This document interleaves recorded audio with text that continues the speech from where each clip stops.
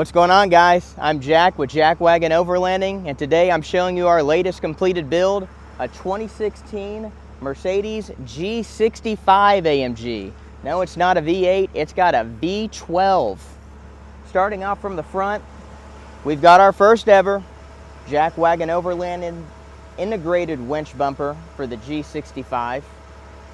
This is actually a three-piece, fully quarter-inch steel plate bumper with the main frame and the wings going over your corner coolers.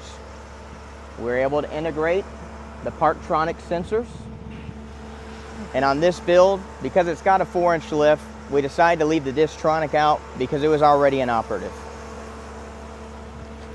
Here you'll see it fits the factory skid plate.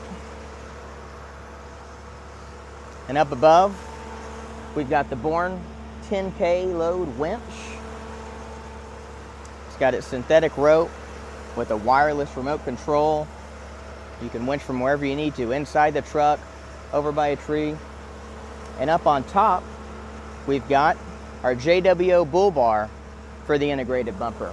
Now this one is a little unique compared to some of our past bull bars because rather than having 4 vertical pipes, we opted to make something somewhat reminiscent of the factory bull bar by having 2 larger brackets in the middle and then going to pipes in the corners.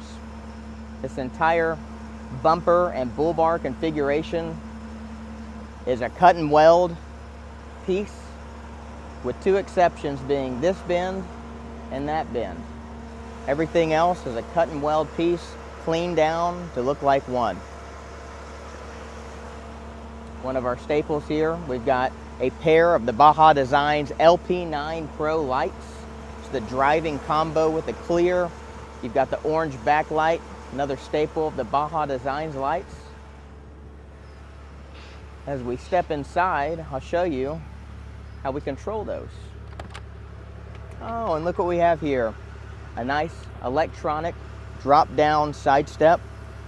This specific model is made by Eurowise. Really nice about this setup is it uses the factory side steps and these bolt on around that, and they've got the correct motors to fully integrate with each door being opened. And another nice thing is as soon as this door shuts, so do the steps. So it's very quick and responsive. Looking up into the cab, you'll see that we've got a nice little bracket we made up. We didn't want to drill into the G65. Sometimes we put it down in the footwell, but we wanted to make it very easily visible and accessible whenever you're driving. And it's got a nice hefty feel to it. Flicking up and down, you can go to the high beams, the low beams, or go off in the middle. Peeking towards the middle, you might see a slightly bigger screen than you used to. Later in the video, we'll tell you a little bit more about that. Wrapping around to the back side, you'll see that everything's stock for the most part here. This will ultimately be using a Eurowise reverse spare tire mount and housing a full-size 35-inch tire. However, that spare tire is at home with this owner who's not in Texas, so we decided to wait till after the video was done instead of just having a naked spare mount sitting on the back of the truck. Coming over to the passenger side, you can get a good look at the profile of this truck. This is sitting on a 4-inch lift kit with a set of Toyo Open Country MT tires. Those are a 35 by 12.5 R22. These are 22-inch Brabus wheels. They actually look pretty good, maybe a little bit bigger than we typically go for, but we like the look. Admittedly, the clients told us that this will ultimately go down to a 20-inch wheel to make sure we're still clearing those big AMG brake calipers, but we're maximizing the tire sidewall. All right, guys, here's the first look at our 12-inch Linux-based touchscreen for the 13 to 18 G550, G63, and G65 models.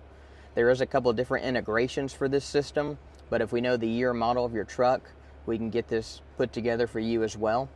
We also have plans to do something for the 2012 and older models. However, with this being the current project, this was the priority, but that will be something we get to in the future as well. Stay tuned. When we do, we might drop something in the description of this video.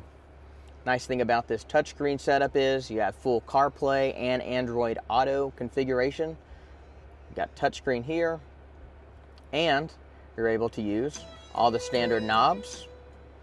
And start, go to the next song. You can do everything on the steering wheel, turning down. We can mute it, we can turn it back up, and we can go over here on our spinny knob, the little wheel, to change songs and do whatever we want to do. How fitting. Another nice feature is you can go home and you can actually still access the OEM interface. And so when you're over here, again, all the buttons still work. We can go to the phone, we can go to the audio, we can go use our navigation. However, more than likely, you're going to want to go and use your CarPlay stuff. So you can use the touchscreen for all the CarPlay and Android Auto, and you can still use all the buttons on the truck. Whenever you're using the OEM interface on the screen, if you tap the screen, it will take you back out of it. This is a 12.3 inch screen technically. We're also going to be offering a smaller 10 inch screen, but to put it in perspective, the OEM screen was about this wide, so it's substantially wider. I believe the OEM screen was approximately 8 inches. Now we're going out to a 12, so pretty hefty. Very detailed, as you can see. That the quality of this screen is very nice. There's no kind of pixelation. Again, very responsive, and overall, this is an incredible setup.